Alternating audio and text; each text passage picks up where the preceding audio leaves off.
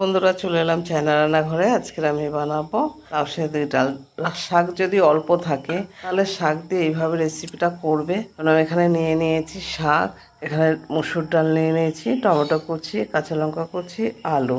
কুকারের ভেতরে দিয়ে দিচ্ছি প্রথমে শাক, এবার এতে দিয়ে দিচ্ছি ডাল, এবার দিয়ে দিচ্ছি কেটে রাখা টমেটো, কাঁচা লঙ্কা আর আলু কুচি।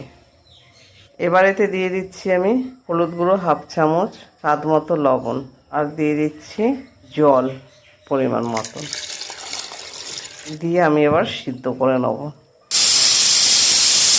কড়াইতে এবার তেল দিয়ে দিচ্ছি, তেল গরম হয়ে গেছে, দিয়ে দিচ্ছি এতে সাদা জিরে আর দুটো শুকনো লঙ্কা, তেজপাতা। এবার এতে দিয়ে দিচ্ছি সিদ্ধ করে রাখা ডাল। অল্প শাক থাকলে তোমরা এইভাবেই ডাল আলু দিয়ে এইভাবে রান্না করবে, সবার জন্য হয়ে যাবে ঘরের। খেতেও খুব টেস্ট হয়। আর নামানোর আগে দিয়ে দেবে সামান্য একটু চিনি, যে যেরকম মিষ্টি খাও। আমি এখানে হাফ চামচ মতো দিয়ে দিলাম, যেহেতু আমাদের ঘরে মিষ্টিটা একটু কম খায়। তোমরা চাইলে একটু বেশিও দিতে পারো। এবার ফুটে উঠলে আমি নামিয়ে নেব।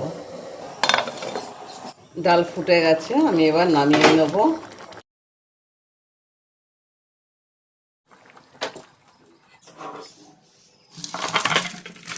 তোমরা অবশ্যই একবার বাড়িতে বানিয়ে খাবে। যদি ভালো লাগে আমাকে কমেন্টে জানিও, আর আমার চ্যানেলটিকে শেয়ার করে দিও।